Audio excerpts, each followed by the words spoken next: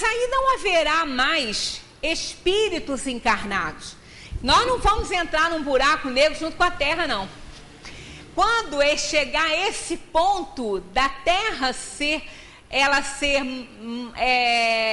manipulada pelas forças universais, tá aqui, né?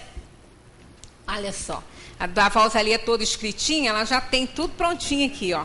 Com efeito, ó, se remontarmos à origem primeira das primitivas aglomerações de substância cósmica, observaremos que, sob o império dessa lei, a matéria já passou por transformações necessárias que a conduzem do germe para o fruto maduro. É o que está acontecendo com a Terra, né? Foi conduzida do germe para o fruto maduro.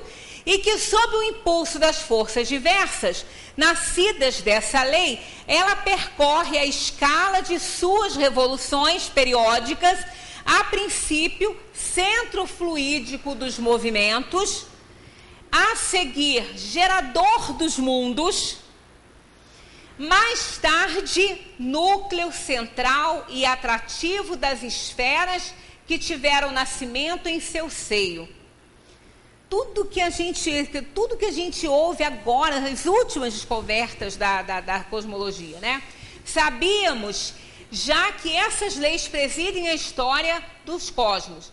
O que importa saber agora é que elas presidem igualmente a destruição dos astros, pois a morte não é somente uma metamorfose do ser vivente, mas ainda uma transformação da matéria inanimada. E se é verdadeiro dizer-se no sentido literal que a vida só é acessível como confrontação da morte, também é justo acrescentar que a substância deve necessariamente suportar as transformações inerentes à sua constituição. Então está tudo na codificação, está tudo aqui, né? Tudo que nós precisamos saber e que já temos condições de saber. Então a evolução, ela é constante, nunca nós temos uma mesma situação em qualquer lugar da nossa vida, não é? Se a gente olha para uma plantinha, olha um segundo depois ela já cresceu, ela já mudou, não existe nada estagnado na natureza, nada. Não tem uma coisa parada nesse universo. Tudo está em constante movimento, em constante aperfeiçoamento. O progresso dos povos faz ainda ressaltar a justiça da reencarnação. Esse texto aqui nós temos um comentário de Kardec muito grande. Nós não vamos ler, nós vamos citar alguns pontos. Mas é interessante porque quando às vezes acontece, uma pessoa fala assim, eu não tenho muitos argumentos quando uma pessoa fala sobre essa questão de reencarnação. Eu não tenho muito argumento. Eu não sei o que eu vou falar. Às vezes a pessoa vem com aquelas outras histórias, né? Então, esse comentário de Kardec, na pergunta 789, né, que é: o progresso reunirá um dia todos os povos da Terra numa só nação? Eles respondem assim: não em uma só nação. O que é impossível, pois da diversidade dos climas nascem costumes e necessidades diferentes que constituem as nacionalidades. Então, numa terra, né, grande, num mundo, nós não podemos ter uma união de povos assim, né? Que cada região tem seu clima e o clima provoca diferenças de comportamento e muitas coisas mais. Diferenças, inclusive, na questão física, né? A raça negra, por exemplo, ela foi uma das primeiras, porque não tinha condição de uma pele com pouca proteção sobreviver. Então, como eles viviam, né, a vida ao nascer naquela região tão quente, né, e tão assim poderosa nesse sentido, os corpos ali desenvolvidos tiveram que se adaptar ao clima que era oferecido na região.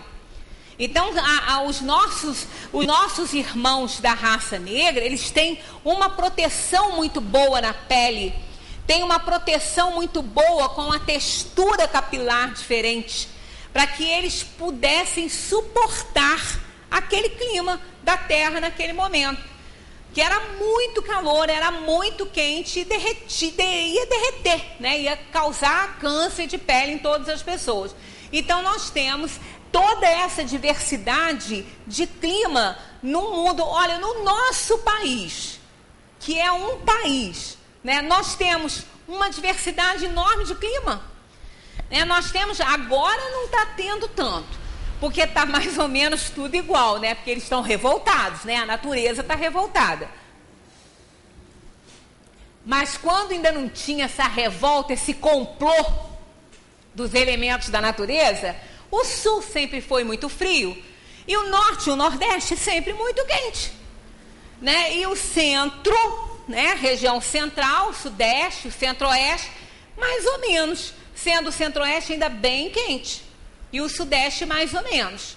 Então nós temos no Brasil uma variedade de clima que nós às vezes não encontramos num outro planeta, num outro país, por causa da extensão territorial do Brasil e da localização dele no planeta, porque ele alcança, né, a América do Sul ali, ela alcança uma extensão muito grande do planeta.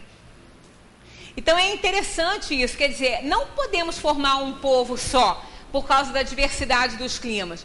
E com isso, né, uma pessoa que vive num clima muito quente, ela tem hábitos muito diferentes daqueles que moram em regiões de clima muito frio. Eles vão ficar mais intocadinhos, né? Enquanto aqueles, quando os portugueses chegaram aqui, ficaram encantados com as nossas índias sem roupa, né? Ao mesmo tempo que encantados, horrorizados, né? Porque quem não tinha roupa era pobre, né? A Europa, quanto mais o poder aquisitivo era maior, mais abastecidos de roupas caras, adornos, né? Até as casas, né? Até as casas. Esse negócio de que fulano que não tem eira nem beira, não se fala nisso? Ih, não namora fulano não, ele não tem eira nem beira. Sabe o que é eira e beira? Aquelas coisas que ficam na casa, né? Nos chalés, nas janelas, aqueles desenhos. Quem era rico tinha casa com eira e beira, bem delineada, bem bonita. E quem era pobre não tinha. Então ficou isso, fulano que não tem eira nem beira é pobre, né? Então quando os europeus chegaram aqui e viram todos pelados, pobres, eram todos pobres. O Brasil era pobre, né? E eles com aquele monte de roupa nesse clima tropical foram ficando desesperados e derretidos. Então, claro que essa questão cultural, ponto de vista, isso tudo vai ser determinado pelo clima, né, que a região apresenta. Aí eles falam assim, serão sempre necessárias leis apropriadas a esses costumes e a essas necessidades. Mas a caridade não conhece latitudes e não faz distinção dos homens pela cor.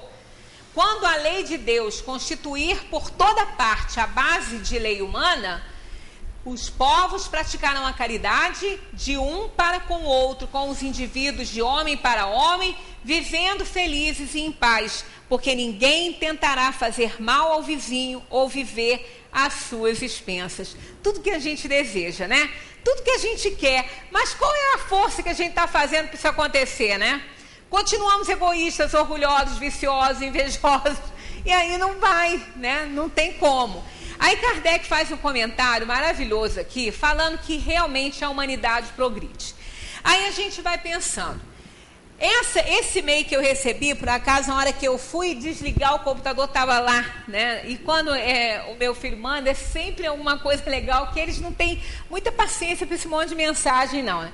Mas quando manda, eu abro, que realmente é legal. Do ábaco até o computador, aí a gente fica imaginando assim, mas que Deus injusto que fez aquele povo viver contando naquele ábaco, naquelas bolinhas, que coisa horrorosa que era aquilo, e hoje a gente aperta um botãozinho com o programa pronto no computador e ele faz todos os cálculos, né? Faz todos os cálculos. Então a gente vê, não seria injusto? Não seria injusto esse Deus botar um povo viver numa época, né, que não tinha nada, conforto nenhum, e hoje nós estamos aqui com tanto conforto até demais, está botando todo mundo doente, né? E está dando ler. Todo mundo está com ler, porque só aperta botão, né? Todo mundo está com os dedinhos doendo, a pontinha dos dedos doendo, porque só aperta botão. É botão para tudo. E não precisa levantar também não. Bota assim, tem até agora umas caixinhas, né, para botar controle disso, controle daquilo, fica tudo ali em volta, não precisa nem se mexer. Né? Daqui a pouco a gente entreva, né? Porque não vai se mexer mais. Então é o preço que paga aí pelo progresso. Mas é interessante porque as máquinas vieram, né, evoluindo, aquelas estrovengas enormes. O primeiro computador era uma coisa horrível, né? Era uma coisa horrorosa. Aí a gente fica imaginando, que Deus injusto é esse? Hoje a gente tem um computadorzinho que cabe na nossa mão, na nossa bolsa, no bolso, né? Dali a gente se comunica com o mundo inteiro, com aquela porcariazinha que cabe na mão. E eles tinham aquelas dificuldades, né? A gente fica imaginando as correspondências internacionais, levavam meses e meses para chegar. Se comunicou a doença, o sujeito já estava até virado, já tinha virado pó já do outro lado, né? Quando o sujeito sabia que ele estava doente, ele já tinha morrido há muito tempo. E aí a gente vê, será que Deus cometeu essa injustiça? Né? E essas pessoas todas que trabalharam tanto para a evolução dessas máquinas, para a evolução do planeta, e não puderam usufruir da própria criação, né? da própria invenção, aí Deus seria injusto? Claro que não. Eles vão desencarnar e vão reencarnar para usufruir tudo que eles ajudaram a fazer. Não é muito mais justo isso? Enquanto que a unicidade da existência cortaria a chance dessas pessoas viverem com uma tecnologia mais avançada, com mais facilidade, né? Viverem com muito mais conforto. E eles mesmos fizeram. Né? Então, é incontestável esse argumento para a reencarnação na questão da supremacia divina. Né, da supremacia de Deus, da perfeição de Deus. Aí, por exemplo, naquela época as pessoas tinham a inteligência, muitos mestres, né, grandes mestres, que hoje a gente nem tem tantos. Tem professor Stephen Hawking lá, mas atualmente não tem tantas inteligências quanto no tempo de Newton, de Isaac Newton, de Galileu, de Kepler. Eram pensadores, eram gênios, né? Eram gênios e moralizados, porque eles não eram imorais, não, eram moralizados. Isaac Newton até conta uma história interessante, que ele tinha um cachorro que ele adorava, era um grande amigo dele. E ele fez muitos cálculos, ele estava com muita coisa pronta. E eu até esqueci o nome dele, mas eu vou rever a história, para achar direitinho, contar direitinho. Ele chamou ele para passear. Aí ele, muito alegre, pulou em cima da mesa e virou a lamparina. E queimou todos aqueles cálculos que ele já vinha fazendo há muito tempo. Ele só falou com ele, meu amigo, se você soubesse o atraso que você provocou na minha vida, e saiu para passear com o cão. Né? Então, eram gênios, eram pensadores maravilhosos, e hoje, na era moderna, nós temos sim, mas é tudo já consequência daquelas mentes inteligentíssimas que já partiram, que já foram deixando as coisas engatilhadas, para toda essa leva nova, né, de pensadores e tudo. Então, quando a gente vê assim, então o que aconteceu? Pela unicidade da existência, se a gente tivesse uma vida só, Deus estaria fazendo hoje espíritos mais inteligentes, né, do que aqueles, porque era um grupo, com certeza, mas não era a maioria, não era a grande massa. E hoje, nós não vemos grandes pensadores se destacarem tanto, mas vemos muitos cientistas se destacarem em muitos pontos. Não é? Hoje a gente não vê, porque antes tinha menos. Eles se destacavam pelo valor que apresentavam, mas hoje nós temos cientistas, no nosso Brasil, nós temos cientistas avançadíssimos nas suas pesquisas, exportando pensamento, exportando trabalho. É que eles não aparecem, eles ficam lá dentro dos laboratórios, mas são gênios. né? E são muitos. Então, o que acontece? Hoje Deus, então, estaria fazendo espíritos mais inteligentes? E antes não? Então, aí seria injusto. Por que ele me faria mais inteligente hoje? Né? Porque ele criaria um espírito hoje mais inteligente e criou os outros muito menos inteligentes no passado? Claro que não. Então, é lógico que é um resultado da evolução do pensamento dessas mesmas almas que estão fazendo o trabalho de aperfeiçoamento no decorrer da existência. De todas elas, de todas as existências. Então, isso é um argumento, né, imbatível para a reencarnação. Aquele que não conseguir entender isso, ele tem que ser ateu mesmo.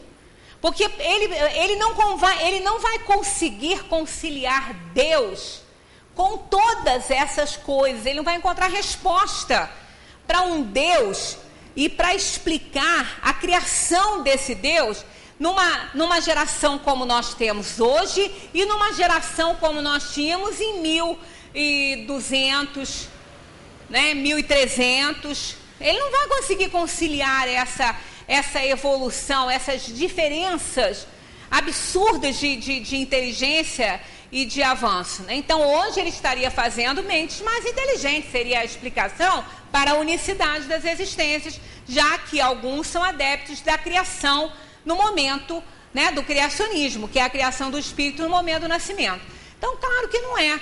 São essas mesmas almas que vão, no decorrer das reencarnações, vão evoluindo, vão se aperfeiçoando, vão trabalhando. Na erraticidade estudam muito, aprendem muito e vêm para o mundo provar e mostrar a sua competência, a sua evolução, provando aqui, né? E assim vai, quer dizer, é uma lei divina, é uma lei eterna, é a lei de Deus, a lei do progresso. Então, em casa, se vocês tiverem um tempinho, leiam com calma esse comentário de Kardec, a questão 789.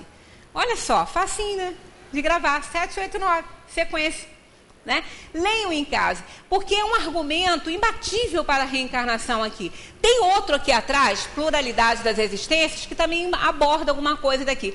Mas esse daqui é imbatível, na questão evolutiva, né? Um Deus soberanamente justo e bom não poderia fazer espíritos mais evoluídos do nada. Não seria justo com a criação, né? Ele estaria escolhendo, privilegiando filhos? Claro que não.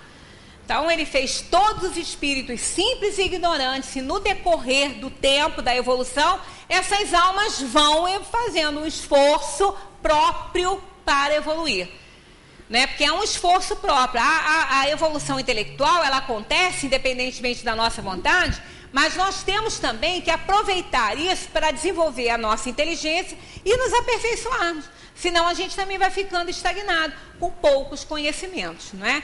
Muita paz para todos. Semana que vem tem um Esclarecendo Dúvida. Eu acho que é, né? Ou não? Vê se é. Se não for, a gente na semana que vem traz o videozinho. Terça-feira que vem é 24. É 24, então ainda não é. Então semana que vem a gente traz o videozinho e faz aqui a abordagem, que é o tema mesmo, que está aqui marcado, ó. É a última? Não é? Segunda que vem, a outra segunda é terça. Terça é 31, não é? Não, já é maio. Ah, é maio aqui. É, então né? Então é a última. Então, nós vamos... Aí nós vamos então deixar para a primeira do mês, de maio, esse videozinho e as características aqui da civilização. Tragam suas dúvidas, todas aquelas dúvidas que eu gero aí na cabeça de vocês na terça e que os outros palestrantes geram na sexta e no domingo. Tragam para cá, né? Se a gente não complicar mais, sorte nossa. Muita paz para todos, que Jesus continue nos abençoando, nos dando oportunidade de muito aprendizado, que isso tudo é muito bom, né? Muita paz.